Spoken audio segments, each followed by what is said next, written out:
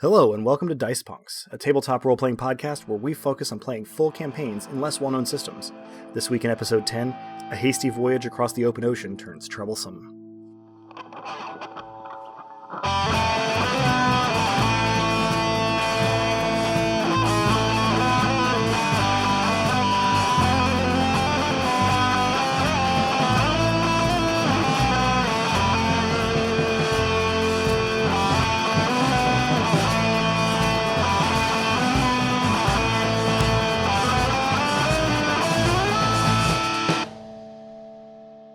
Hello and welcome.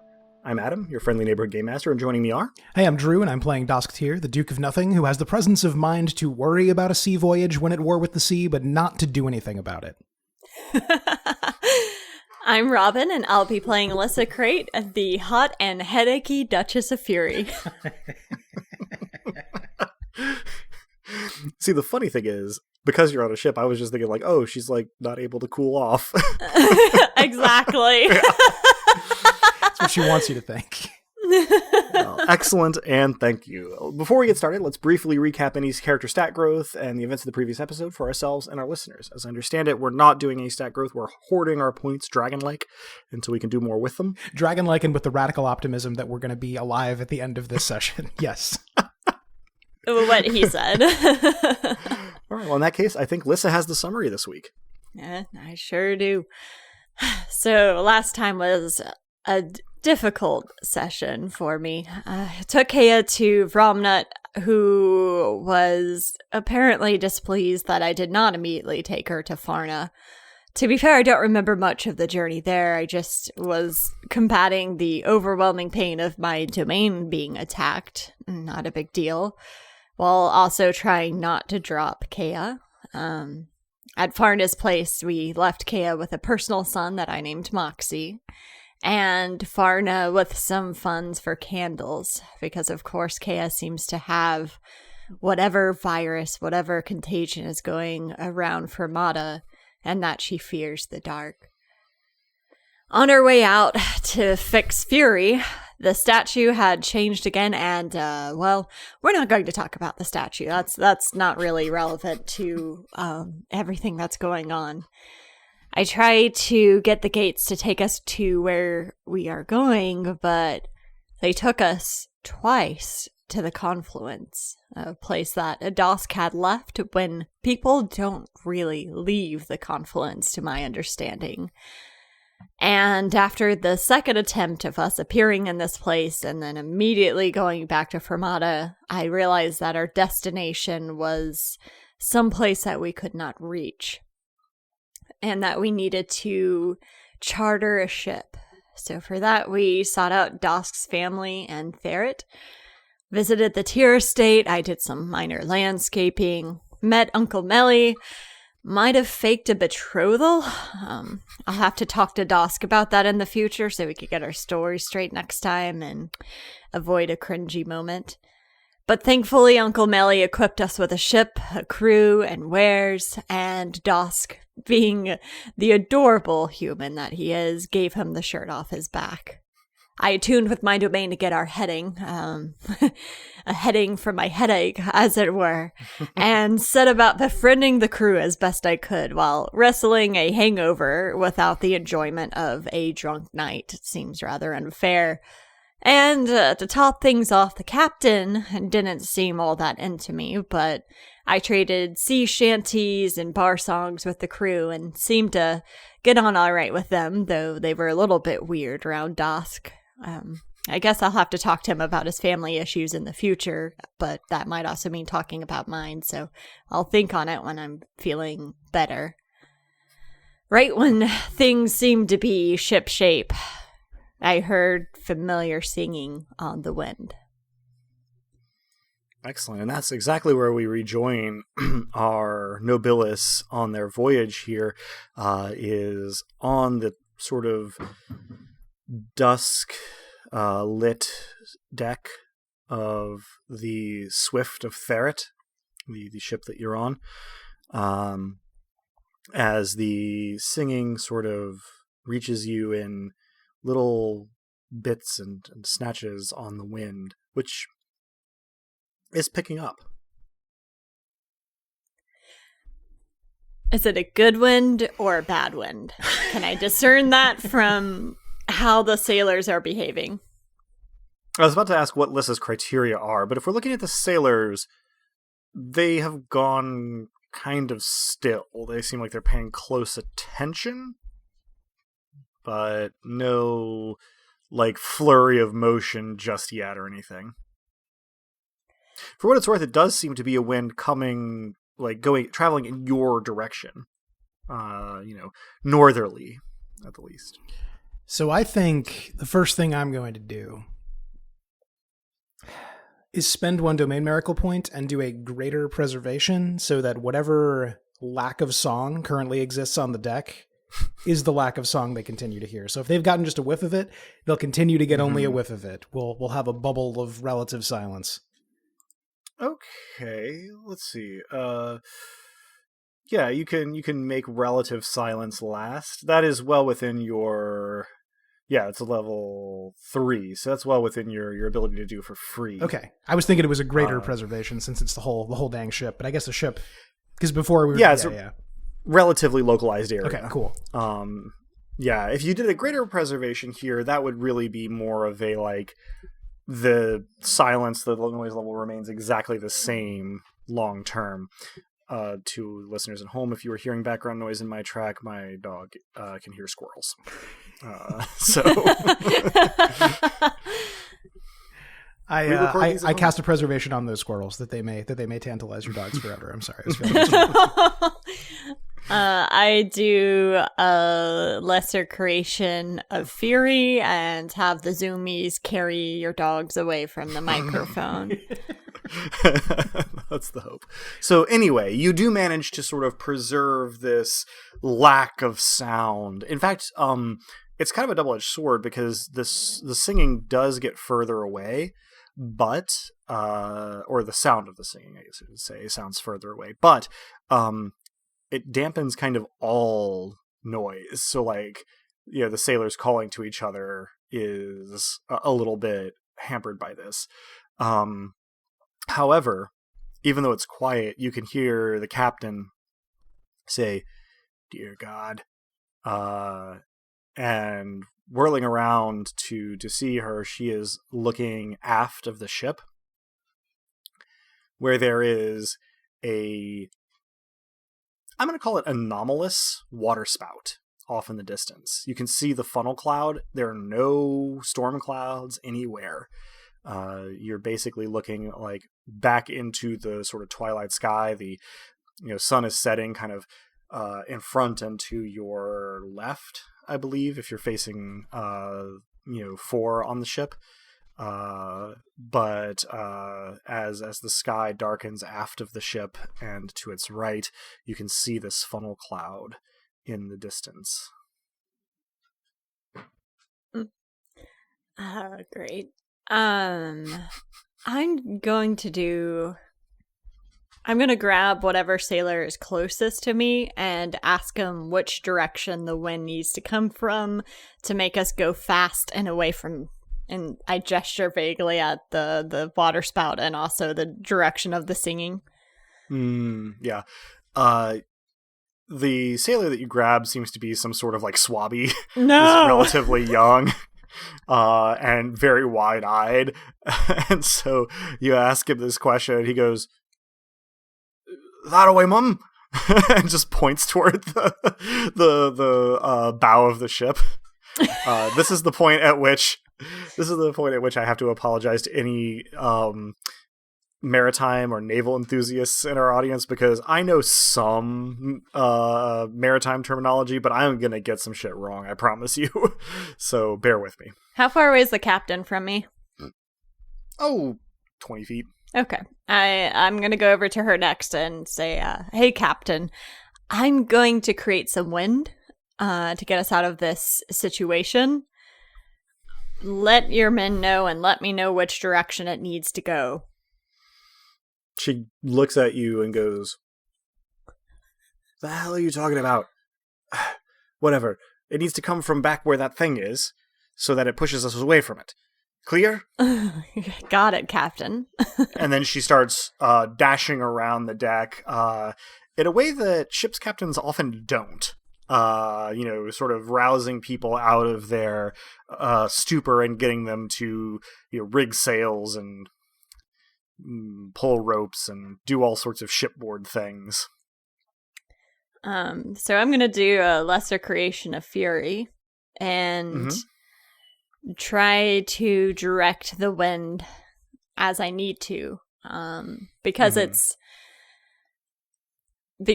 I might be having flashbacks to what happened the last time I heard similar singing. I'm not going to try to inspire fury in the tutelary spirits of the wind itself. I'm going to share my fury. So you do see there are, I suppose in Rosicrucianism at least, they would be called sylphs. The sort of wind spirits are sort of milling about uncertainly, but generally moving away from this water spout. When you sort of switch your vision over to see them, and you just kind of open yourself up.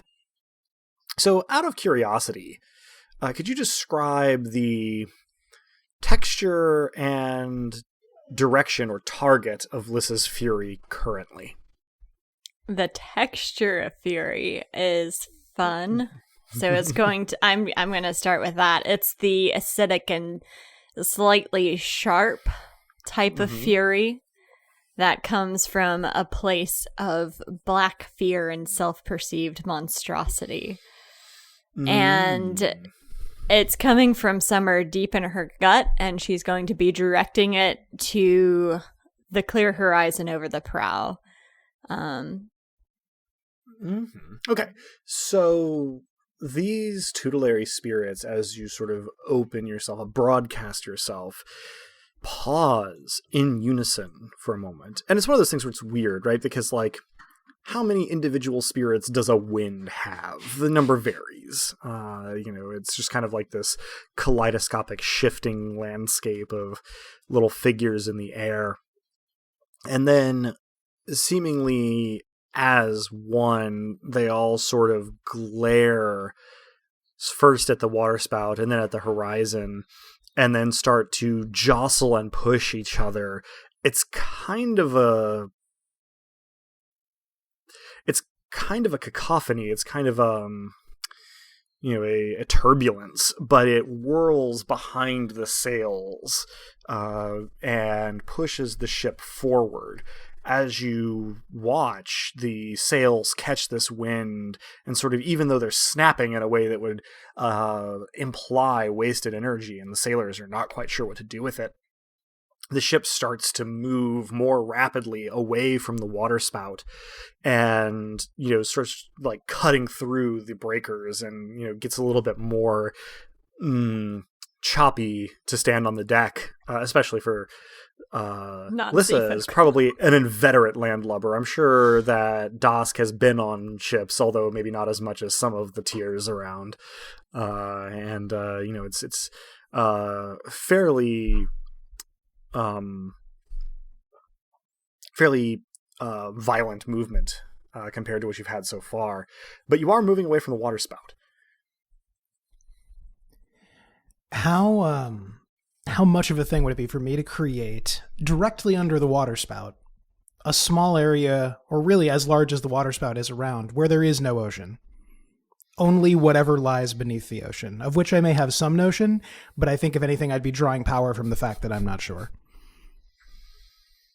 That's interesting. For a couple of reasons. You're not sure how big this waterspout is. It's quite a ways in the distance. Fair. And it's also quite a ways away. So I would say it's up to you to decide whether you want to do a lesser creation, which is at level 4, which is your, sort of upper limit for not spending miracle points, or if you want to make a major creation for 3 miracle points. Sure. I guess we don't know definitively that the waterspout is the source of the trouble / the danger.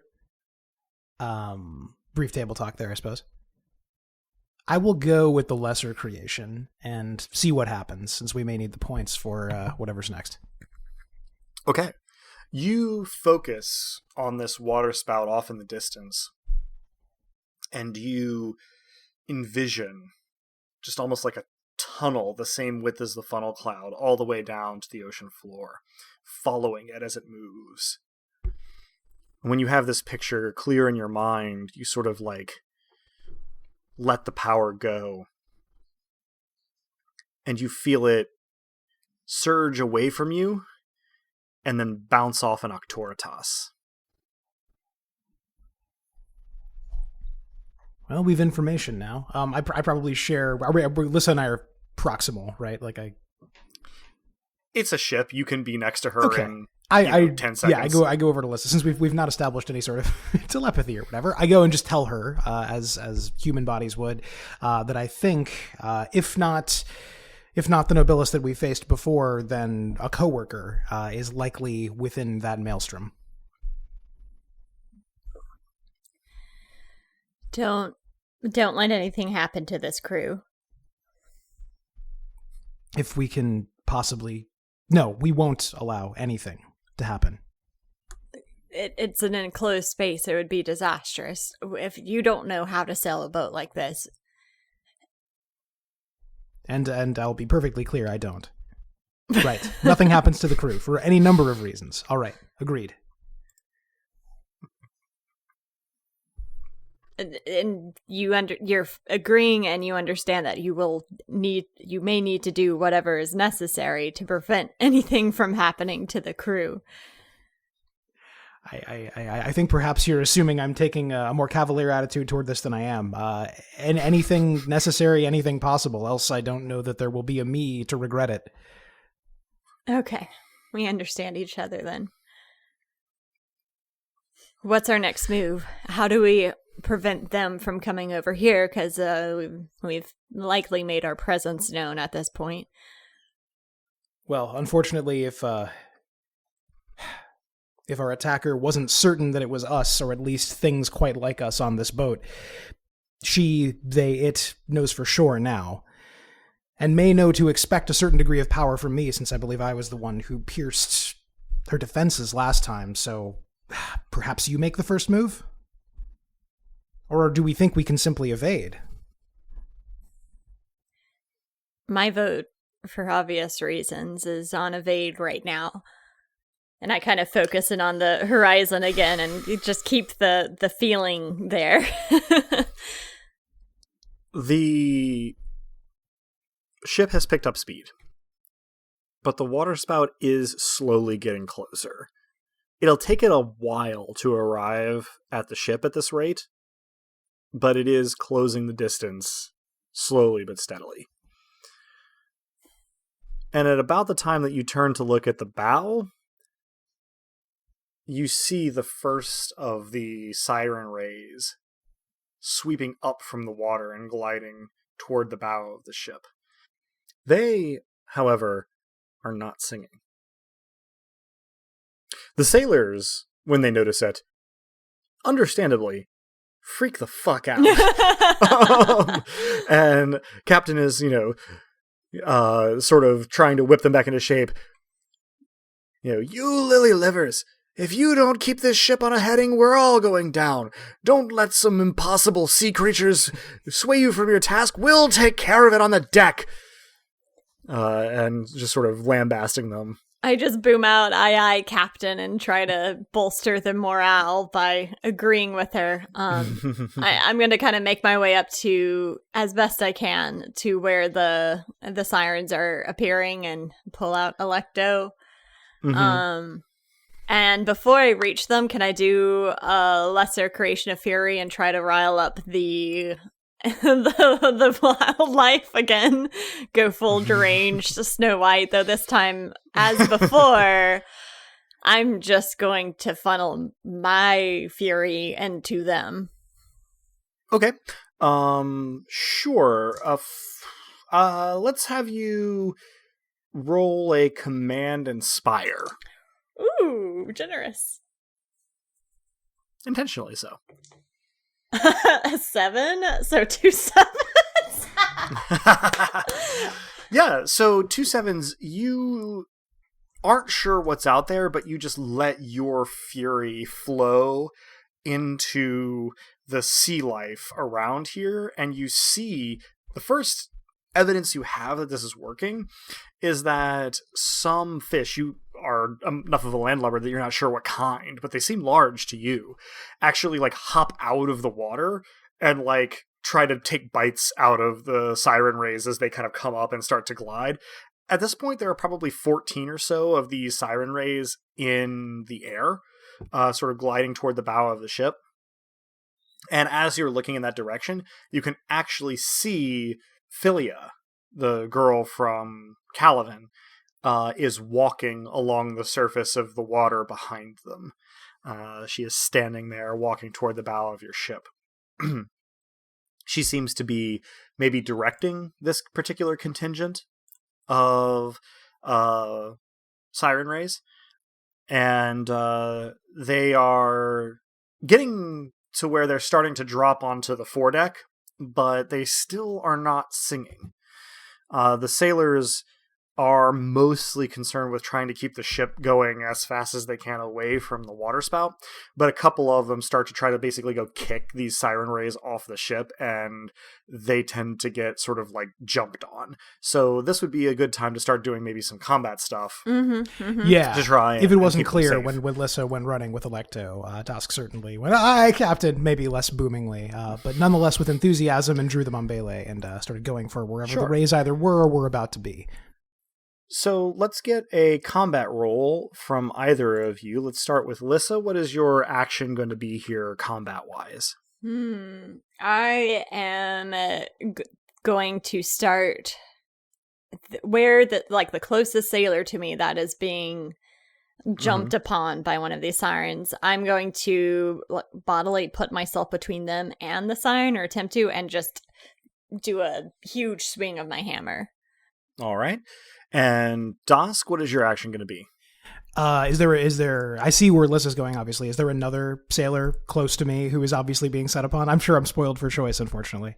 There are several. Yeah, so I go for the nearest one, and yeah, I try to Mombele the rays off of this poor sailor. Okay, well, go ahead and do your combat rolls. I think that's 7 dice for Lissa and 4 dice plus an expert die, which again you set before you roll. Right. To whatever number you desire. For Dosk, and I'm going to roll for the raise. Ooh, 2. I have 2 9s will be the best thing to go for here. I also had 2 7s. I'm going to set this expert die to 4. It just gives me a good feeling. And it was probably good that I did, because that's 2 4s. All right. So nice. Both of you managed to essentially fend these rays off from the sailors that they were attacking. And they sort of fall back to the deck, where they have their weird little human arms kind of propping them up. And they're scowling with their weird little human mouths. But they're still not singing. Philia, in the meantime, is walking slowly toward the ship. She's maybe 100 feet away from the bow now, although it's not entirely clear what her plan is. You've seen her before. She'll definitely be able to get up to the bow if she likes from there, despite the size of the ship.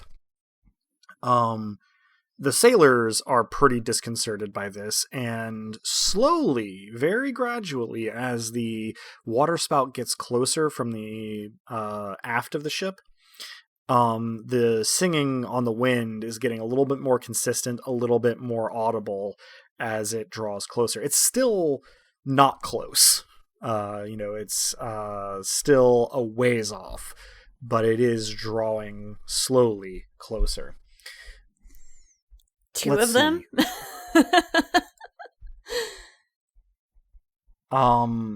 Lissa, you are having a little bit of a problem. Oh, no. You feel yourself in a feedback loop. You've funneled your fury out to the wildlife, and it seems to be helping. You can see some turbulence under the waves where maybe some rays are being intercepted or injured. Some of the rays that are jumping up and gliding toward the ship are doing so bloodied. but you also find that you can't cut it off. The flow has established itself and is increasing. As you are defending these sailors, you feel the rage rising within you. So, I would like you to just make a 1-die roll and tell me what you get.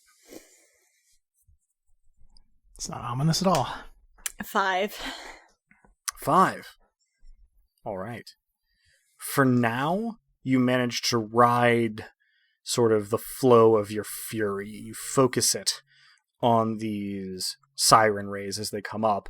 And so I would like another combat roll from each of you to keep these siren rays away from the sailors. Sure.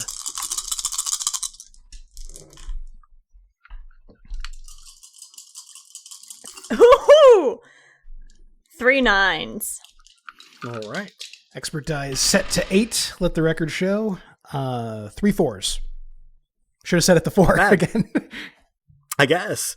Yeah, both of you managed to sort of keep the siren rays in front of you at bay with, sort of effective blows. You haven't killed anything yet, but you have wounded some and driven them back.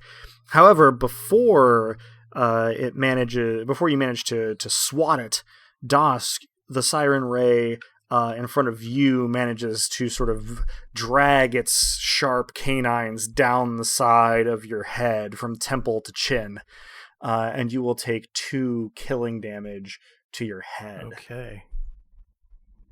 It hurts a lot. Thanks for clarifying. On the plus side, cool Scar Club. That's what I'm here for. Whatever I do with Electo this time is probably accompanied by a pretty feral shout. The siren rays have stopped coming up from the surface. About 24, have in the course of this moment jumped and glided, and some of them have landed on the deck. More and more are landing on the deck. Maybe 8 by now, and the rest sort of gliding forward. Philia has more or less been obscured by the bow of the ship. She's still down on the water, but you can no longer see her as she's drawn close. And the waterspout behind you has maybe come 20% of the way toward the ship from where you first spotted it, growing larger in your view as you look back.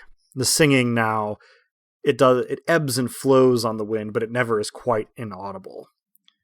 And you can see it starting to affect some of the sailors. They kind of close their eyes and shake their heads or zone out for a minute before they come back in. So it's pretty much just the 2 of you at the front facing 8 and counting of these siren rays, with Philia waiting in the wings. What are our actions for the coming round?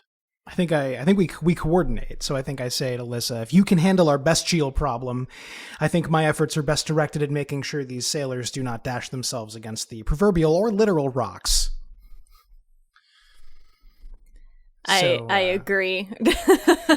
So I guess the only in quick table talk, if I blast this thing with a greater creation of nothing to give us a bubble where the singing won't reach us, are we going to be completely unable to hear each other?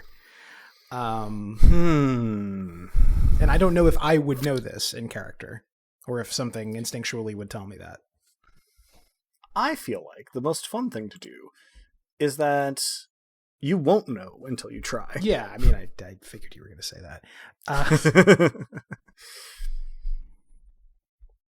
I guess the table talk part is, if we all can't hear each other, do we have a plan to communicate with these sailors?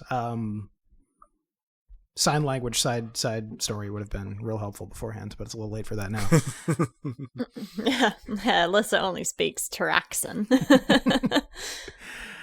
I think I need to do that, though. I need to stop them from losing it. So I think, since I'm doing a greater miracle, I think I try as quickly as possible to as accurately as possible, I should say, to target the song itself, to replace the song with no song in their heads. In fact, as I'm doing this, as I'm thinking over what this might feel like, I hum to myself a melody that is as close as I can get to no melody. And I wish to replace the Mal song with this meaningless nothing song. That may unconsciously mimic one of the Body Tavern songs that we were singing with the crew earlier. Almost certainly, like an atonal version of that. Yeah. Tavern songs by Slay. Or like Liggity Sea Shanty. I don't know. Like one of the somewhere between those two things is exactly what we're going for. So this sounds to me like the miracle happens, of course, regardless. But in terms of pinpointing your effects, the roll here sounds to me like a sense hearing roll, which is a 2 for That's you. not great news. Okay. So the other thing to keep in mind, of course, is that anything that involves your mortal attributes, you can choose to spend aspect miracle points on to help max it out, rather than rolling for it. And in this case, what you'd be looking at would be something along the lines of, probably high-level human performance, which would mean, like basically being able to identify, like, perfect pitch and tempo, and then, kind of get to the opposite of it. I'm doing harmonic analysis on a supernatural song, basically. Sure. Yeah, which would be a level 1 aspect miracle. Would be 1 aspect miracle point. So you can roll, or you can essentially take 2 10s for 1 aspect miracle point. This is an important one. I think I'm going to spend the additional points. So I'm spending a total of 3 points, right? Because I spent 2 to get to this miracle level, and then I'm spending 1 to max the roll? Or am I just spending the 1 total? So 1 aspect miracle Gotcha. point. And in terms of the domain miracle, that is separate. Gotcha. So that would be from the domain. So 2 and 1, respectively. Yeah. Gotcha. Indeed. Okay. Makes sense. I'm going to do that. All right. So you use your sort of aspect miracle to pinpoint exactly what you need to do, and you basically do supernatural noise canceling on this. That is kind of what I was describing, huh? Like song, you mirror the wave, and yeah, okay. And yeah, you almost sort of delete it from the sensory perception of the sailors in the vicinity of the ship. And you can see them sort of shake themselves and go back about their business, allowing you to go about your business. So, Lissa, your action for this particular combat round, as the 8 or so siren rays menace the larger deck. Do I still have, from what I can tell, the attention of some of the what was the word that you used for them? Not toolers. Sylphs. The sylphs around. Are there any that are unoccupied that I can see? They not to be facetious, but they basically all seem to be moshing in the vicinity of the sail. Just a nice big circle pit. That's adorable. I may try, if I can single 1 or 2 out, I may briefly direct my fury to the 7 or 8 sirens on deck and try to knock them off with a gust of wind. Okay. So this would still be in your level 4 miracle point, or sorry, level 4 miracle, so 0 miracle point. Lesser creation range. Yeah, so let's get a command inspire roll to see how well you direct their fury. 2 6s. Once Okay. I set my master die and command inspire. Indeed. So yeah, you get a handful of these spirits, sort of basically they're like in the circle pit, and then 4 of them like spin off, like, just instead of taking the turn to go around, they just kind of come around and then shoot in your direction and start knocking these siren rays back. And you're glad to see the effect. You're sort of viciously gratified to see these things knocked off the deck. and the flow of fury through you widens a little more. Roll one die and tell me what you get. A 4. The flow of fury through you, sort of metaphorically speaking, grows deeper until you can't keep your head above it anymore, and you are swept under by it. Do I have a chance to react to this, or is it just instantaneous? I mean, I guess what kind of reaction are you hoping for? Can I yeet myself off the boat? When you feel it start happening, you start running toward the bow. Dosk, you hear a familiar and terrible scream that trails off into a maniac laugh. And you turn around in time to see Lissa running toward the bow of the ship, her tattoos unpeeling themselves from her arms to become tendrils of shadow. As this laughter echoes around the deck, she throws herself from the bow toward the ocean, and though it was impossible for her to have seen it, she ends up tackling Philia out of the air as Philia was raising herself up to deck level. The Lissa thing collides with her, cackling the whole way down until they splash into the ocean.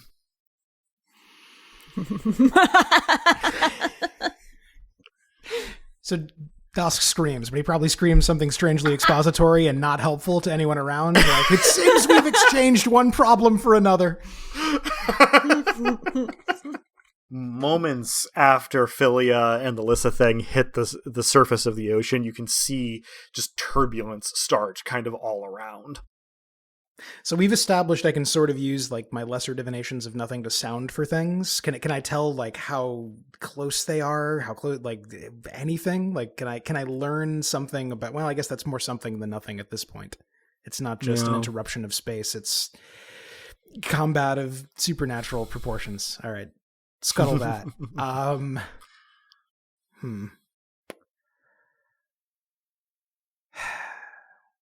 This is a bad situation. I think I do run for the captain and say, Captain, it may be, if anything, more important that we continue in the direction we're going expediently. I assume that was your plan, but get out of my way! She literally shoves you to the side. Mid-shove, I say, stalks aye, toward the front of the ship.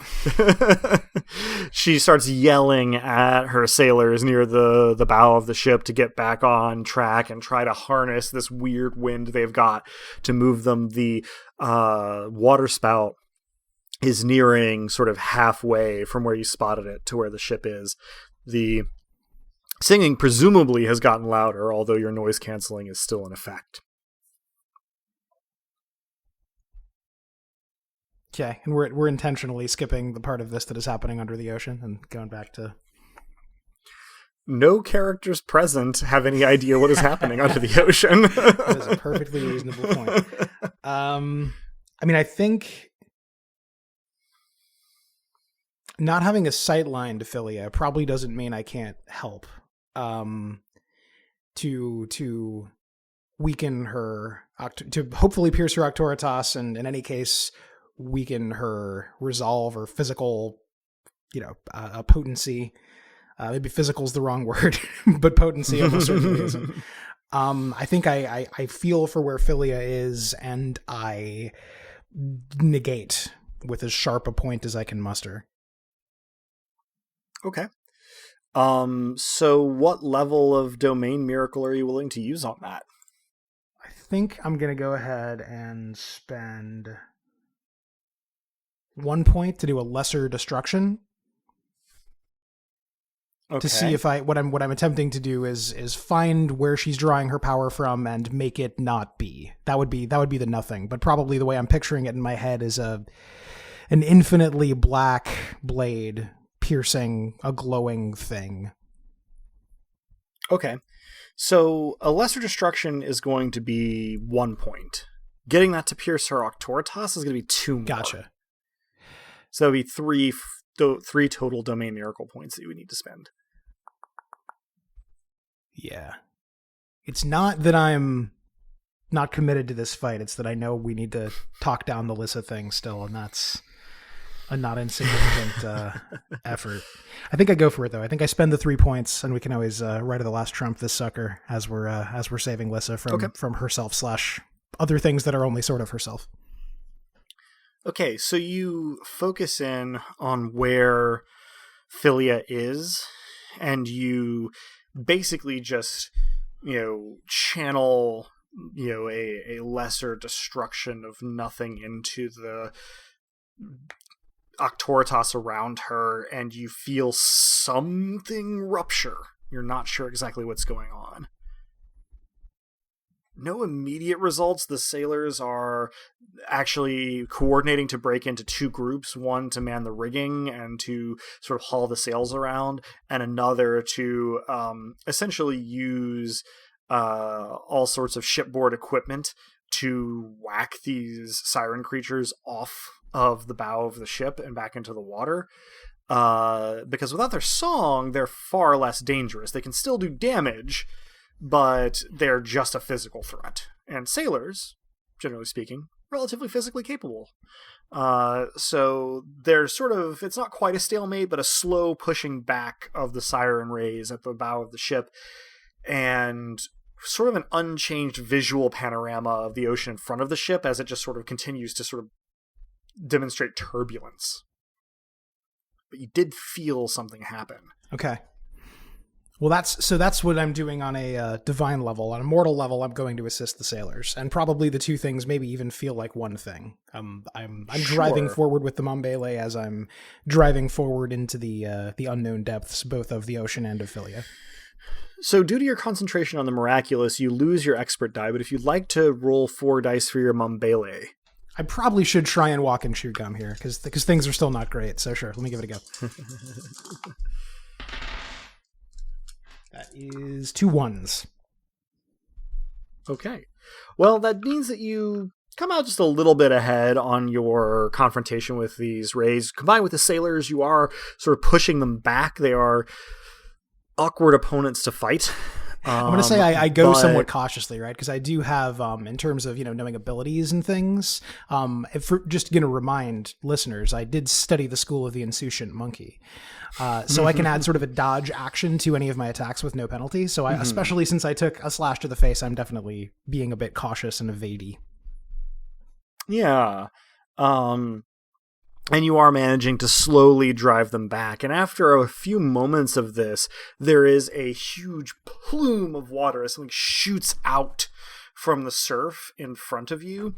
And the sort of image resolves as these like sunset drenched droplets like sort of spread out into a mist and then settle back into the ocean with rainbows refracting through them, of the Lissa thing laughing maniacally and holding Philia sort of by her collar of her tattered sailcloth garment. Philia is not exactly unconscious, but she is bleeding in a few places, as well as having sort of like inflamed wounds on either of her arms, and sort of lolling back as this Lissa thing sort of pulls itself up on the bowsprit with these sort of shadow tendrils laughing and cackling. I don't know, Robin, if maybe you want to give us a soundbite here, because the laughter and the cackling is followed up by a single word. Gonna be more than a single word, just so you know. Sure, that's fine.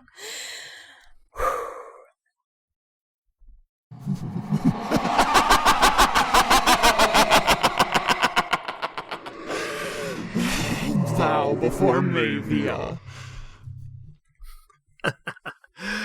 With that, the Lissa thing drops Philia back into the sea, and the surface of the ocean calms. when the surface Lissa of the thing. ocean calms, do I notice a change in the Lissa thing? The feedback loop does not No. end. Okay, we need to interrupt that circuit. After announcing herself, the Lissa thing, Mavia, descends to stand on the very end of the bowsprit, grinning, shadow tendrils writhing, serpentine around her, and walks down toward the deck. The siren rays that are still on the deck seem to sense this, glance at her, and dive off the bow.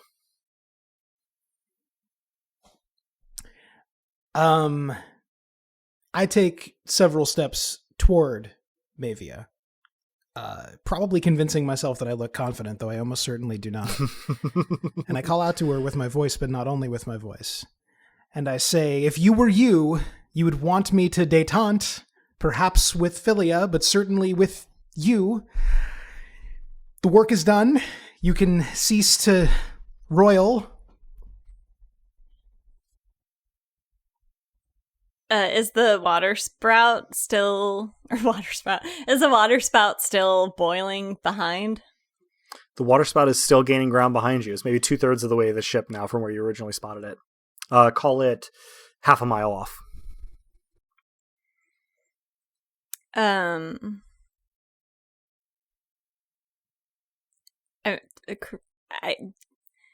Based on the dynamics of where the Fury is currently, I would say that water spouts are a pretty viable source. I look at Dosk and laugh/scream at him and continue my way past him with the clear intention of jumping off the back of the boat this time. Okay. I'm going to rule that you also pick up speed. Until you're at the end of the bowsprit, you're just sort of walking in a very deliberate manner. When you hit the deck, you start to sort of like pick up speed. By the time you're amidships, you're jogging, and then you're sprinting by the time you get to, sort of the stern. Occasionally missing a step as the tendrils compensate for giving me inhuman speed as well. Seeing what she's doing. The sailors are all pressed back against the railings. Seeing what she's doing, I say, well, maybe the work's not done, but even so, and I realize what's going on, and I think perhaps what I need to do is immediately end the existence of that water spout. So before, when I was going to take more drastic action, I was going to say I could spend what I didn't spend before, but also if Philia is a little bit more out of the picture now, maybe I can disappear that water spout with a lesser miracle. Drop it to wherever the realm beneath the sea is. Mm-hmm. So you did feel an Octoritas last time you tried to affect. But I don't know for sure that was Philia. Well, it means that I'm going to ask you, let's see, you said lesser creation, was it? Or lesser destruction? I think it was lesser creation of nothing, because I'm basically making a bottomless pit. Creation, yeah. So that's going to be 0 miracle points to do a level 4 domain miracle of lesser creation, but do you want to add any penetration to it? Just as a peek inside my head, although we're doing the proper peeks later, dear listener, as you may be aware, I don't want Lissa to finish destroying whatever her wrath is pointed at, or rather the Lissa thing, which now has a name, which I feel an eldritch power in even speaking. I don't want that to happen and then have Lissa just be in the middle of the ocean. That seems like that would be bad. She can't swim. Yeah, we've established I don't think she has any stats in that. Yeah. So wait. What would swim be? Swim would be body plus athletics. Oh, she can swim. She can swim. Okay. That makes this a little less urgent. For some reason, I forgot that, like, ride and climb. Like, I thought it was going to be under coordination as opposed to body, so I feel better now. So I would say that without being trained in swimming, a Master in Athletics would let you keep your head above water for a human amount of time. But that's Okay. if you weren't, just as a random example, coming off a horrible transformation, right? Like, I mean, like Alyssa was pretty out of the picture for a minute after coming down from this last time. Yeah. True. Yeah, you might have to make up some distance to the surface first. So I think making this thing not be, if at all possible, is probably a good idea. So I do need to add some penetration. That right of the last trump thing is 2-1 if I need to take domain. Correct. Or rather, some other kind of miracle point other than domain. Right. I think I do 2 penetration. I spend my remaining domain miracle point, and I take 2 from aspect. Okay. You do 2 penetration here, and you are trying to negate the water spout itself.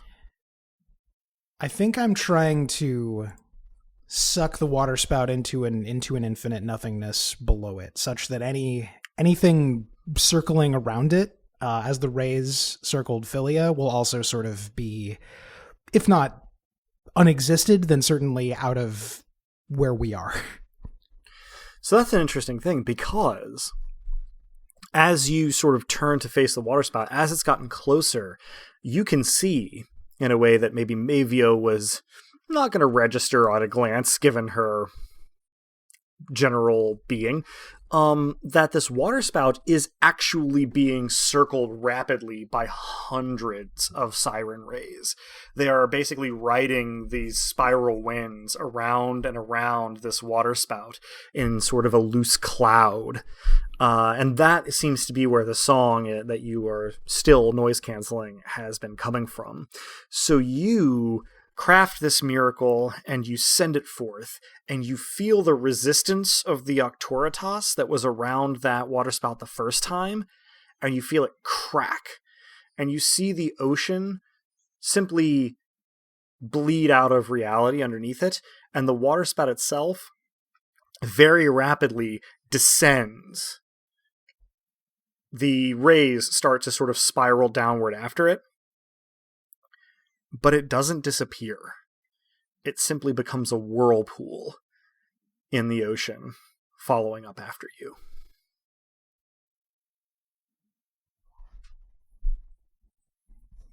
It's less of an improvement than I was hoping for, because I don't know that we want maybe a diving into a whirlpool, because who even knows what happens then?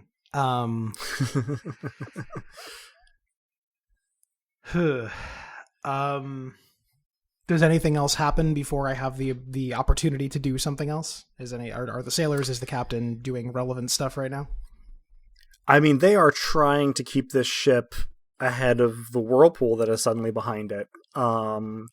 They have enough to do, I think would be the ruling there. The siren rays at the front from where Philia was coming from have been cleared from the deck, both by the sailors and Mavia's passing. Fortunately, she had the water spout to focus on, and so her shadow tendrils did not reach out to any of the crew. But you're not sure where exactly she is in the water at this point, and the whirlpool is still moving after the ship.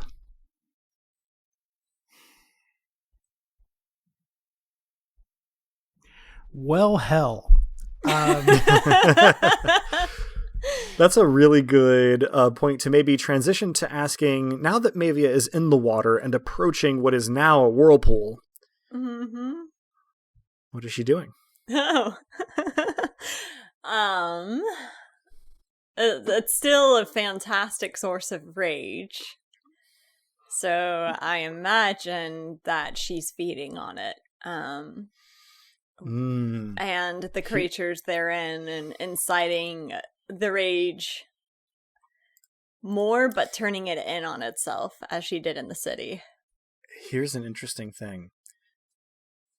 Mavia is feeding on the rage of this whirlpool, but also feels it pulling on her rage. There's almost like a feedback loop happening here.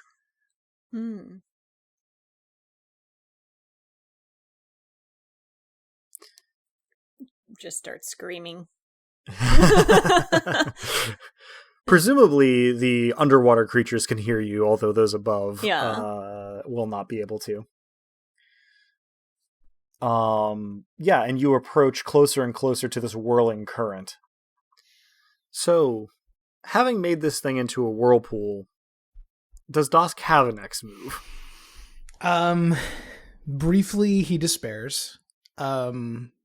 That is probably a more in character decision than anything with mechanical implications. I think I saw that unfold earlier on your facial expression. You too. saw it, but people at home have to hear it, so I thought I would just make that clear. If it wasn't clear from inflection, he's what's the name of that meme face with the dark lines over it? Who just has an infinite level of resignation. He's that guy briefly. So having shaken that off, I think. So to give folks a peek behind the scenes in a useful way. I have no domain miracle points now. So anything over a level 4, I'm either last trumping or not doing. And I'm also not 100% sure what my goal even is, because if I cut off this feedback loop, then Lissa is Lissa in the ocean next to something that is more comfortable in the ocean than she is. And also tapped.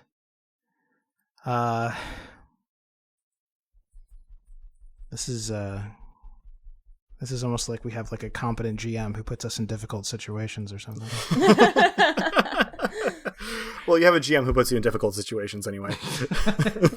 Quiet you, with your self-deprecation. We do not tolerate that here, Hollyhock God.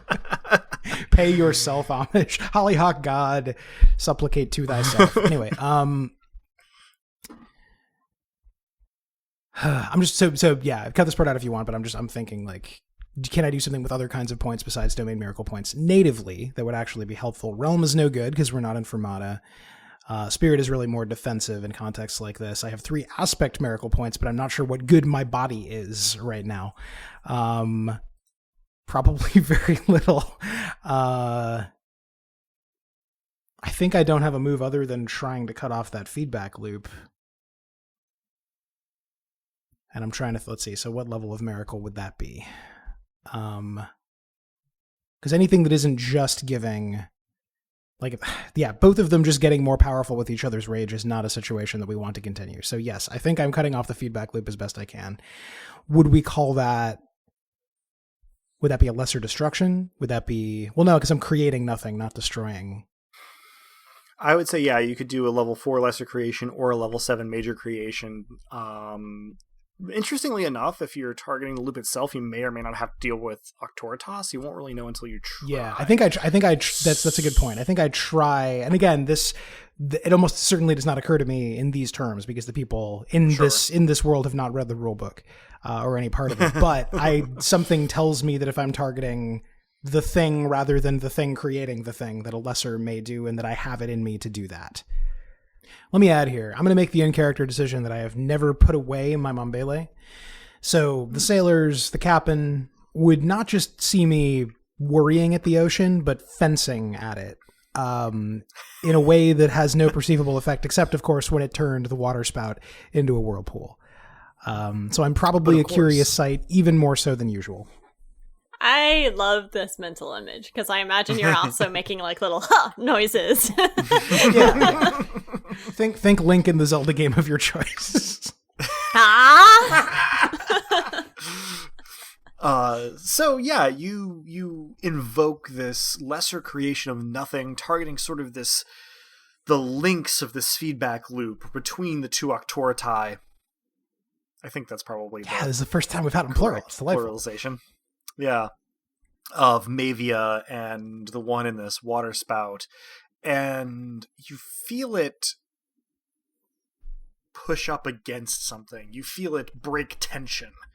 And all of a sudden, there is sort of a almighty gurgle and sploosh from the aft of the ship. And immediately, the whirlpool goes from being a couple hundred yards away to being just aft of the ship. And it begins to rise out of the water again. Now, what you don't see This is what I'm about to tell Mavia. Mavia, you are being held sort of at arm's length from this whirlpool by this loop of fury. You're pulling from it, it's pulling from you, and like two poles of a magnet, they're repelling each other, and you're sort of each straining to get toward the other, and then in a moment, something snaps this feedback loop, and the two of you reverse poles straight together. You realize two things very quickly. The Nobilis is the whirlpool. There isn't a person in it. The phenomenon itself is imbued with the soul shard of an imperator, the same one as Philia. You can just kind of like taste it. The second thing is you hear the roaring of the water around you resolve into a voice. It's a surprisingly resonant, calm voice, although in it is all the fury of the whirlpool and the water spout. And it says, "I am Remulus. Who are you, beautiful rage?" I ship it. If the sploosh didn't bring Alyssa back in some form, then surely that did. I shipwreck it. I shipwreck it. Oh my gosh. That's exactly what's going on here. It's the anti-shipping of Lissa. Okay. I imagine that Mavia just growls her name, and then it escalates by the last syllable into this just ethereal shriek. That shriek is audible above the surface. The air within the whirlpool as it slowly rises is saturated with this shriek.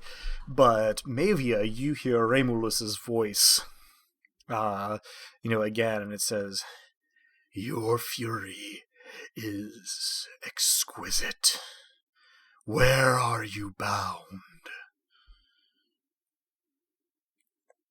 I'm having to talk.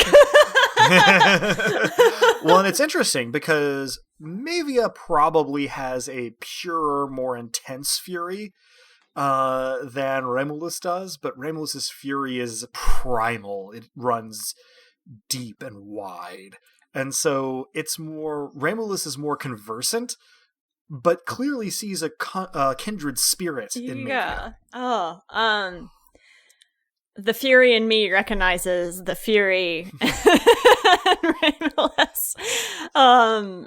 Instead of a verbal answer, the shrieking continues, but an image comes into mind of Mavia, of the direction, the fury being under assault, the pain that it's been causing her, and the shackles that she had to break free in order to preserve fury. So that is a good point. Mavia is also experiencing the assault and the sensations of the assault of fury. Assault on fury. And is a lot less chill about it than Lissa. And so Remulus growls in the way that only a fathomless whirlpool can growl, and says, "You are fortunate, then, to have happened upon the power of voyages. I will see you to your destination, beautiful one. Will you stay with me while we travel?" Mavia laughs. And even though it's deranged and unhinged and a grotesque cackle of rage, there is an underlying glee to it. You can actually hear the song through the water of the siren rays, still swimming rather than gliding now around and around Remulus. And it is wilder and more atonal than it was before. Now, Dusk, you are on the ship. And you watch as this whirlpool slowly coming out of the water, so like maybe almost equal to the stern of the ship in height, as it's sort of like whipping up surf around it and is sort of like beginning to become a waterspout again, suddenly dips down and moves rapidly to beneath the ship. The ship begins to sink into this whirlpool, and the captain is yelling and screaming, and the sailors are all grabbing. And then suddenly, on a northwesterly bearing, the whirlpool begins to drag the ship forward. It is not at all a comfortable ride or speed. It's jostled this way and that constantly. More than one hardened sailor runs to the rail to vomit over the side. Possibly Dusk does too. Your call. I think I do. I think I'm attempting to explain as I run for the rail and doing a bad job of it. I probably just say it's a détente and then vomit. And you are off into the now fully set sun. At a rapid clip. More or less like an old wooden roller coaster, just jostling every which way the whole time. The sails basically snapping to and fro until the captain manages to pull them, or get the crew. She doesn't do it personally, to reef them. And the ship sort of, jostles and wallows and rattles to the northwest as fast as this whirlpool can carry them. Carry it. Sorry. In the meantime, Mavia, you have the interesting experience of basically just communing with a force of nature. It does weird things to time, but that feedback loop that you were in earlier is just tighter now. You can draw on Ramulus's fury, Ramulus can draw on your fury, and you exist in this timeless frothing mad ecstasy of mutual sort of amplification. Ramulus doesn't often use words, but you can feel this whirlpool growing stronger and yourself growing stronger the longer you are held sort of in this vacuum in the middle. Your shadow tendrils sort of extending into the whirling walls of water and propping you up. Sounds like a good time. Mavia certainly enjoys it. Seemingly Romulus does too. So, Dusk, you're not sure how fast you're going, but you're going that fast pretty constantly. And it's a rapid clip, faster than the Swift of Theric could manage on its own. The captain is absolutely livid that this is happening, but can do very little about it. And so basically banishes you to your cabin unless you have news for her. Is there anything that you get up to? I suppose my question would be, how aware am I of what's happening? On a scale of, I'm not even sure Mavia is still with us, to I can somewhat hear their conversation on some weird unspoken level. What do I know? When you concentrate hard enough, Mavia is directly below the ship. It doesn't seem to budge from that spot. Okay. You can also feel the strange Octoritas that was around that waterspout anytime you reach out with your mythic senses. Okay. That's about it. Okay, so I think pre-banishment, I definitely try to explain to Captain that this is fine actually, and the best possible outcome, and should be of nautical interest, perhaps, since we're learning a new navigation technique. Heretofore and I assume I get cut off and banished to my cabin. Yes. She throws an empty clay mug at you, having just downed like her third glass of rot gut in the last half hour, and you retreat back to your cabin as she stomps off across the deck. The sailors are basically all praying, some of them to the obsidian god, others to more maritime figures, and sitting near the rails, looking kind of green around the gills as you pass by on your way back to your cabin. Those who I hear praying to the obsidian god, I perform little ghost miracles to make the air around them a little darker. Those who I can tell are nauseous, I see if there's anything I can do to negate their nausea, though there may not be. I mean, you could do a lesser creation of nothing in their stomach. Give them less Might make to them. worry It's about. like the Chrono Trigger time pods. They become very hungry, but otherwise it's helpful. Yeah. Pretty much, okay. yeah. Okay. Yes, but yeah, back in my cabin, I suppose the first thing I do is figure out how long we'll be enduring this as best I can. But I suppose we don't even know how far away our destination was, so that would be tricky. You had a ballpark of 400 miles, which is, by oceanic voyage, not incredibly long from the modern perspective in the real world. But in terms of crossing open water in Taraxis, unheard of. So let's see if you could roll knowledge plus lore. I can certainly do that. As soon as I look up how many dice that is. That is 7. Thank you. This would be like a sense direction kind of thing if you didn't have a pretty sure heading already and a number in Sure. I think I like these 2 dice better. Yeah. Very important stuff. Okay, here we go.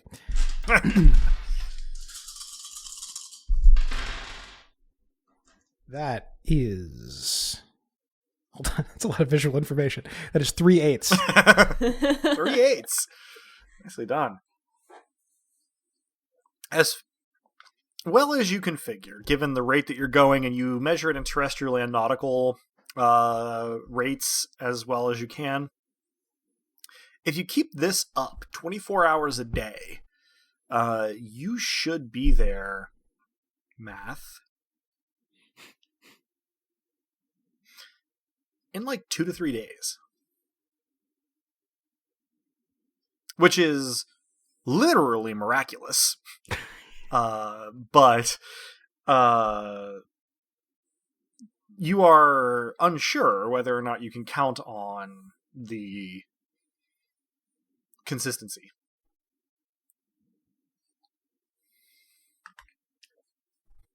I scribble this down on a scrap and wedge it in my door, so if anyone happens by who happens to be able to read it, they might take comfort. But really, I'm itching to be able to do something, and I'm not sure what I can do that's actually useful. Every so often, when I'm not able to busy myself, but I am able to keep my stomach in check, I try to reach out and see if I can hear Lissa specifically, not Mavia, but Lissa. No.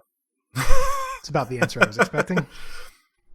Maybe for your part, you are, like I said, kind of in this timey-wimey zone, down kind of sharing fury with this water spout. But every once in a while, your little vacuum in the middle of this whirlpool is interrupted by a siren ray just flinging itself in. And you summarily devour it. Tasty.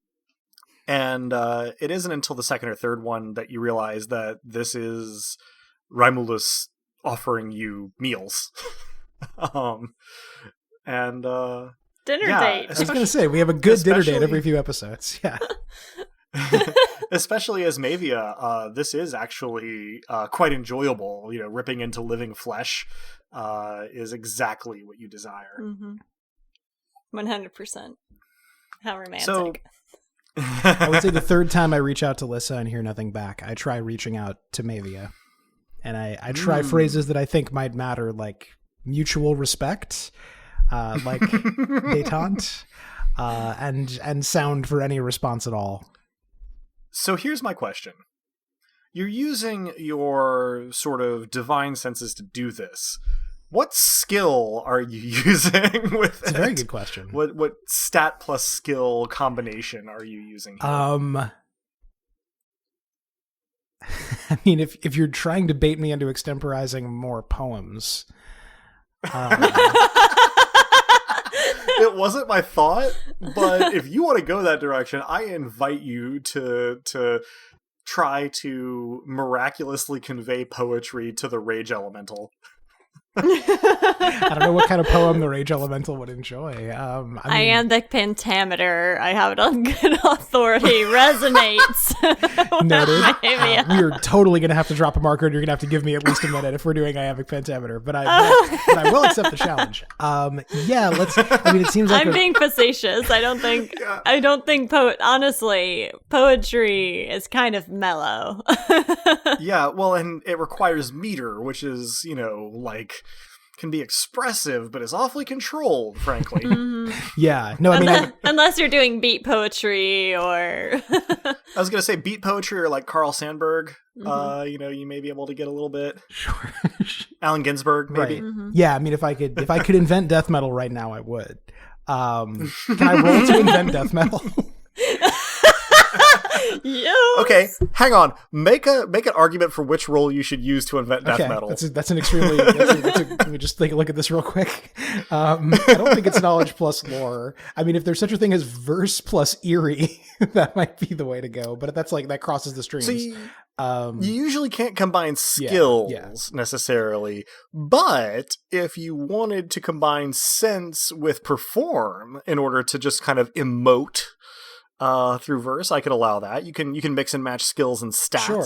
They're just listed under the ones that they are most commonly used. So that'd be 5 plus a master die. Be 5 plus a master die.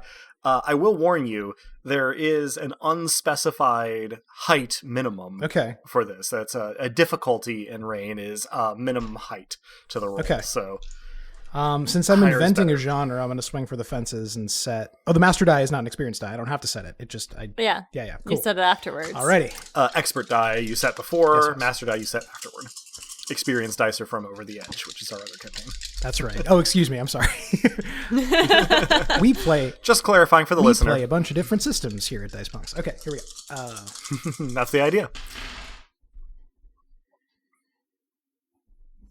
Okay, so with the master die, that is 3 6s. Which is about as perfect as I could have possibly asked for. Oh my goodness. I will verify this with photography if you need, because it wouldn't have been without the master die. I want to be very clear on that point. Do go ahead and capture an image just so that we can post it to the website if we Most need certainly. to. I will. Here, I'm going to put these aside because I don't have my phone with me, but I will do that. All right. Okay. This is the most beautiful thing to have occur. It was fate, frankly. It was. Which is actually another system we may play at some point. In any case. So, what exactly do you say? I'm going to end up at the Cookie Monster voice, or an attempt at it, which is how I think of the death metal voice. That's probably not what. That's not a term of art. But no, I mean, I've seen it enough places that I think it's a trope of referring to death metal. But I think Dusk's process, such as it is for this, would be to reverse engineer. Like, well, okay, it's a sea shanty, but with less emphasis on melody. It's a body song, but not so much body as angry. It's a song, but it's a poem, but without such emphasis on meter. It's singing, but without such emphasis on singing. And I think I come up with a sort of guttural, intense growl with evocative imagery of ruination. And it's probably the closest thing anyone in Taraxis has ever come up with, most proximate to death metal. Fair enough. And what is you don't have to give me lyrics here, but what are you attempting to convey through it? It's going to be something along the lines of whirling maelstrom of rage, keep my friends safe.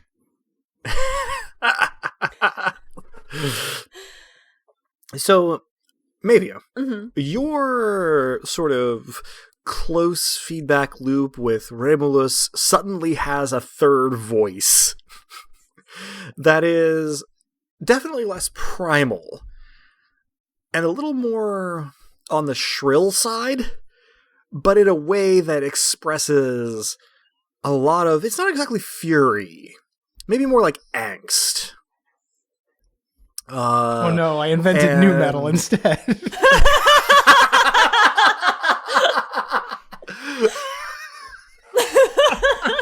That's a critical failure.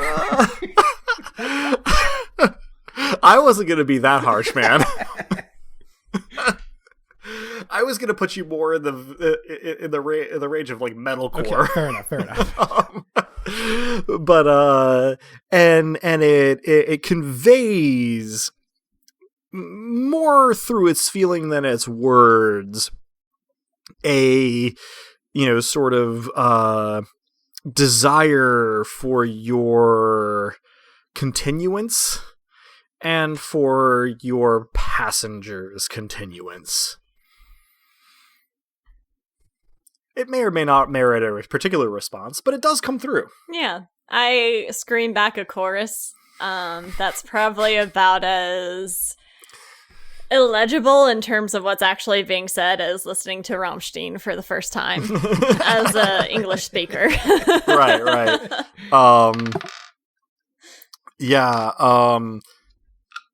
Dusk, you receive a reply you weren't expecting to, and pass out.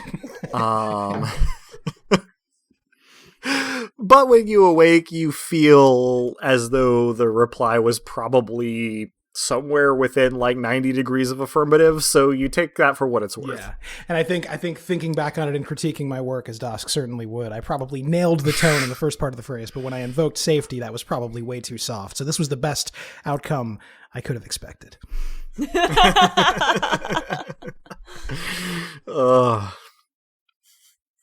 So, Dusk, you are confined to your chambers. Mavia, you are contained within a maelstrom for about the next 2.5 days. At which point, Dusk, you hear shouting above decks.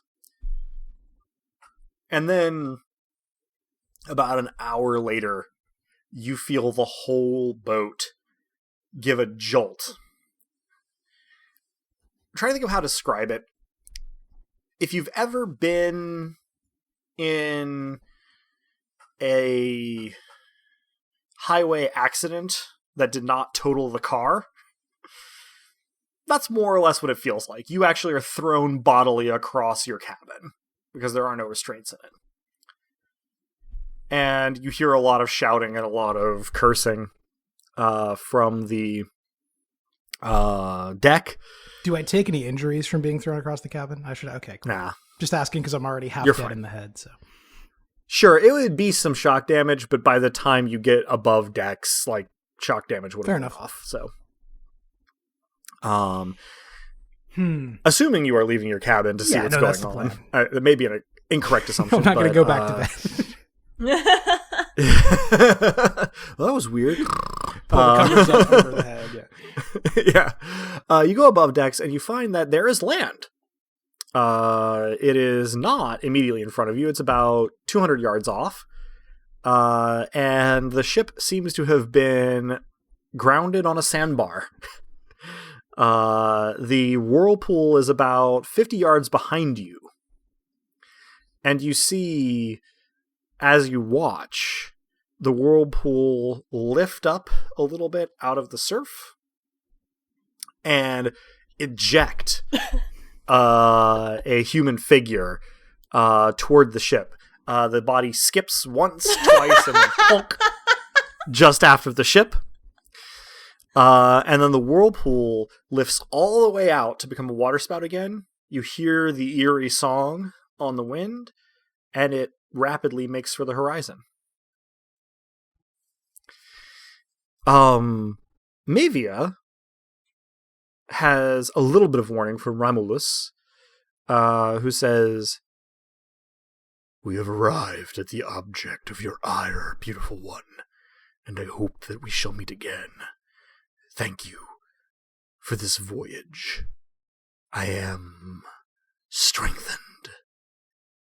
And then you feel yourself ejected, and the sudden shock of being separated from the fury you've been feeding on sends you back to sleep. And so when the body is hauled up out of the surf and onto the deck of the ship, you have a very waterlogged, mostly unconscious Lissa to deal with. As I feel the change, I make one more attempt at death metal. And the words are something like, "Master of rage, furious traversal, more powerful than despair."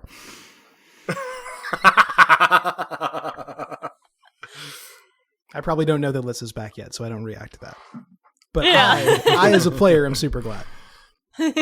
Lissa, as you come around, you realize that there is blood all down the front of you. Mm-hmm. Not apparently human blood. It's pretty dark and a little less red. And you feel a little queasy for some reason. And there's stuff probably still in my teeth, too. A little bit. It's very rubbery. I throw up over... I kind of have to pull myself up, but I puke over the edge of the boat almost immediately. All of the gathered sailors go, mm-hmm. The captain stomps up and she goes, "What in the holy hell has been going on, young lady?" I don't know. Where are we? Well, we're on a goddamned sandbar is where we are. This is a development. What happened to all the flappy things? I was hoping you could tell us, actually. You jumped into the whirlpool, and then it carried us here. In 2 days! She carried us? Who the bloody hell are you talking about? It's, where's Dosk? Is he okay? Am I arriving about now at the deck? You were literally standing there the whole time. Oh, damn! Well, I would have been reacting then. I mean, I definitely just like run and embrace Lissa, like that, regardless of any of the hot water we may or may not be in with Captain, first and foremost. But then I probably turn to the captain and say, well, she, I believe, would be the whirlpool. And this is not the most important or salient point, but of course, my calculations as to how quickly we'd arrive were never mind. That's not important. The important thing is we're safe. She just fixed you with a bit of a glare. Oh, aye, we're safe and on a sandbar. Well, better a sandbar than the open ocean, I suppose. just throw up again over the edge of the boat. I cut myself off and say what she said.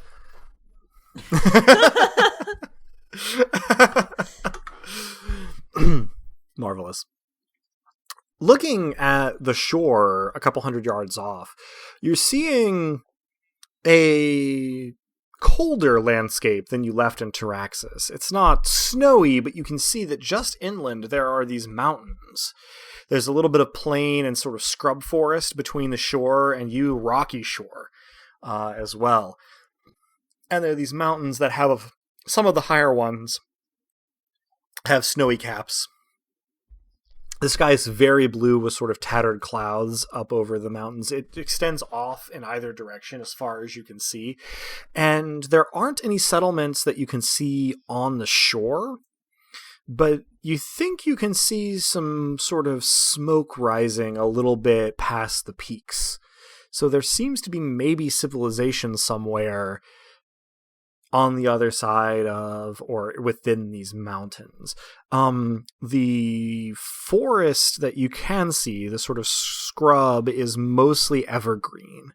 And indeed, there's a little bit of chill to the air here compared to your Taraxan norm. The time of day is about midday.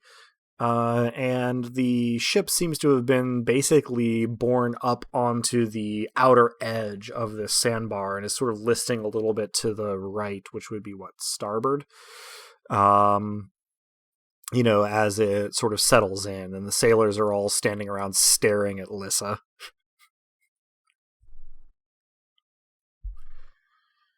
The captain is glaring at the both of you. Mm-hmm.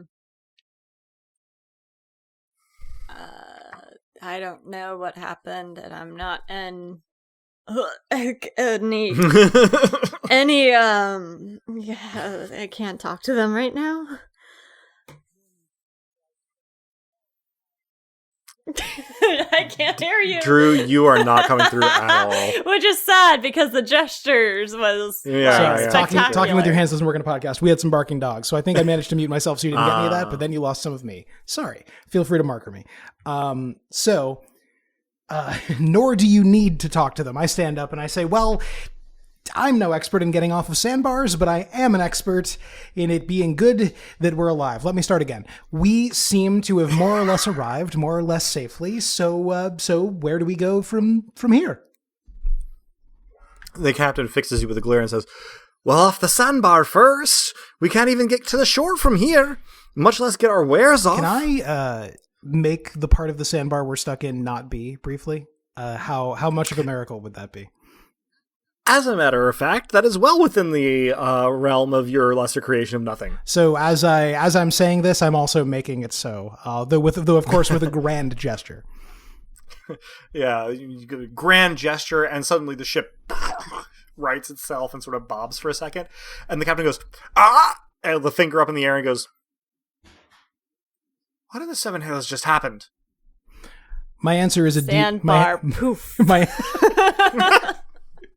What she said. In lieu of a better explanation, I make a deep bow and I say, Captain? The captain sort of sits there for a moment, looking like she wants to scold you, and then turns to her crew and says, we're back in the water, boys! Get us around this goddamn sandbar and try to find us a harbor. And so you spend the rest of the day seeking a place to dock. Or at least drop anchor, I guess. Dock would be inappropriate, since there is not actually a dock. I thought you were implying there would be. Yeah. You sail, let's say northerly, along the coast after you figure out a way around the sandbar, and staying out where it's deep enough for the ship, you eventually find a little cove. It's not exactly sandy, but it is sheltered. You could drop anchor and launch the ship's boats. And the captain basically tells you in no uncertain terms that the two of you are going to be going ashore and finding people to trade with, and you're going to come back here and let her know so that then she can move the ship to try to trade. And she's going to basically let the two of you handle it. She doesn't have anybody on the ship who has any chance in hell of being able to interpret for whatever fucking language they speak here, her words. But she's going to stay here and conserve supplies until you return. And if you're not back in a week, she's going to turn around and leave you here. And good riddance. Reasonable terms. And, Captain, germane question. What do we have to trade? She actually brings you down into the hold rather than explaining, and shows you that mostly what you've got are extremely fine sort of luxury goods and artisan crafts. You have finely embroidered silken garments. You have filigreed and expert cast gold, silver, and even a couple platinum ornaments. You've got a lot of pearl encrusted, sort of, we'll call them tools, but they're more like implements, things that would be for show. You've also got at least one sort of shipment of extremely fine parchment, and a number of exotic furs traded down from above the Shadowlands. That sort of thing. I say, little of use, but a great deal of value, as Uncle Melly would say. She nods sharply and she says, we've also got, I don't know if you can explain this, but she shows you to a crate that is full of what you take a moment to be able to parse. They are artifacts and trinkets from the Godswoods. Probably more than you've ever seen in one place at a time. Now, these are things that have odd properties. Nothing maybe incredibly useful or powerful, but certainly odd. And often inexplicable. Are they genuinely supernatural in some way that I can see if I look to the world behind the world, or are they simply odd in a quasi-mundane way? Interestingly enough, they are not odd in any kind of divine way. They are more of a sorcery kind of odd. So the sort of thing that maybe Ramnet would have something to say about, but as Nobilis, you don't have much truck in. Is there anything that resonates with my domain? Of Fury? Mm-hmm. Let's see. I'm going to actually roll for that, just to have some fun. Yeah. Finally, some fun around here. I mean, I've been having it's taken a us great 10 time. episodes. We had to get some fun eventually. Interestingly enough, there is one instance of what seems to be a naturally occurring whorl in some hardwood that closely resembles a wolf, or at least the head of one, snarling. And it's been kind of not like totally covered in, but sort of limbed in wolf fur. And when you touch it, you actually feel Mavia stir. I obviously jerk my hand back, first and foremost. And then, consideringly, I look at Dusk and say, if we ever need our friend, that she seems to like that. That's good to know, and I'm immensely relieved that you've come to consider her a friend on some level. We should talk later. I give a sidelong glance toward Captain. We did avoid a situation. I don't think there's been any, and I kind of glance at the captain, casualties on the crew. Captain goes, "Hi, there weren't. Make sure that if that happens again, you throw yourself off the stern again." I salute and say, "Hi, Captain. I'll take that leap for you." The combination of that's amazing. I ship it. The combination of being in the hold and being told to jump off the ship is giving Dusk too many flashbacks of dealing with his family. So I think we're done here. Yeah. So you have a good idea of what sorts of things you have. Luxury items, sort of the most exquisite and rare of the goods that the Tyr family can trade. And in short order, the captain has you on the ship's boat, headed toward the shore. Could I change before heading out? Because I don't think it'd be great to trade covered in blood and viscera, so I probably ransack a few, like, whoever's willing to share clothes with me and try to put together something vaguely sailor pirate-esque. Even get the little hat. And a spyglass that I don't know how to use, but it's there for aesthetic. You have enough coin to trade somebody for their hat. You don't have enough coin to get the captain's spyglass. Ah! She will not give it up for love nor money. But you look positively swashbuckling otherwise. Fantastic.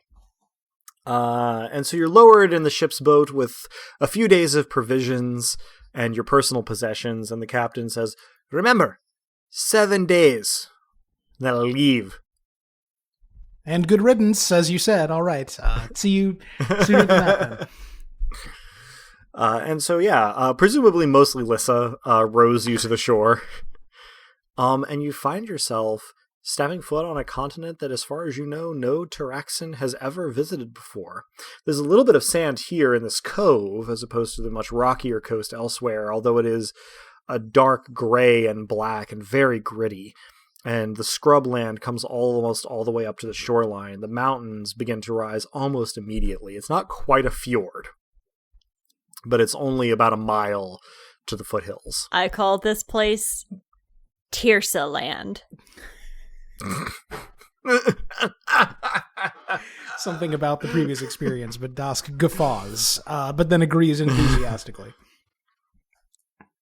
And the two of you set off toward the slopes to try and find those signs of civilization in the mountains that you saw before. And I think that's going to be as good a place as any for us to end our session today. Woo woo! Woo! So you can each have 1 mortal and 1 divine XP for your confrontation with other Nobilis. I am less running on empty than I expected after that confrontation, though still pretty empty, particularly in the domain. It did go about as well as you could have hoped, I suppose. Well, And that concludes this session of Dice Punks. Thank you for joining us. I hope our players and listeners enjoyed it as much as I did, and that you'll all join us again next time. If you're hearing us now, then you probably know where to listen to us, but we can be found almost any place one can listen to podcasts, as well as on the wider web at dicepunks.com and on Twitter as @dicepunks. With that, I think we're ready to say farewell. Say goodbye to the kind folks at Holmes, players. Thanks for listening, and if you're not back in 7 days, we will not abandon you. Thanks for listening, and remember, don't settle. If you want to find your primal whirlpool in the middle of the ocean, go for it. And as the poet once said, I know the ocean speaks. I've heard her call to me.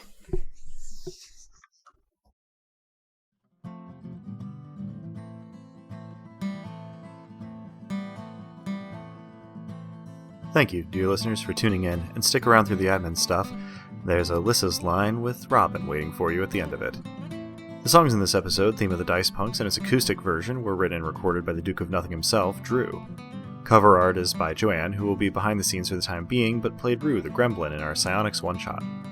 Site design and graphics for DicePunks.com are by Robin, the player behind the irrepressible Lissa, the Duchess of Fury. Rain and the one-roll engine it runs on were created by Greg Stolze, whose work can be found in a frankly astonishing number of cool places, but I'll point you toward gregstolze.com. Nobilis was created by Jenna Caterin Moran, and can be found alongside much of our other really intriguing work, both in and outside of tabletop roleplaying, at a farandsunlessland.wordpress.com. Links to both systems and authors can be found on the Punk Grimoire section of our website, dicepunks.com. Thanks so much for listening. If you liked what you heard, well, that's rewarded enough on its own, really, but if you're so inclined, you can help us out by rating and reviewing us wherever you listen to us, telling your friends who you think would like us to give us a listen, and even by heading over to our Patreon at patreon.com/dicepunks. We have fun rewards available to backers, including a patron-only Discord and access to the Dice Peaks After Show for episodes 1 and following. Regardless, we hope you'll tune in again, and until then, remember, subtlety is for cowards.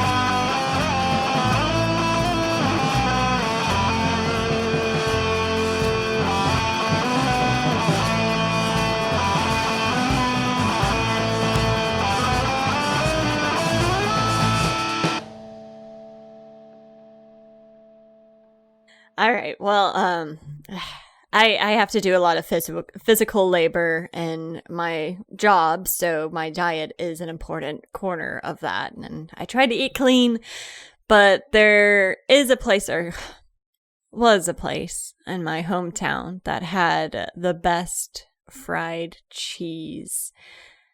And that was my rare treat. And the barmaid that would always fetch them for me came to realize that I delighted in having them. So whenever I came into the tavern, she would set a plate of them in front of me without me having so much as to order them. So one day I looked her in the eye and I say, the only thing more exciting than having these cheese cubes in front of me is having you in front of me. And it worked.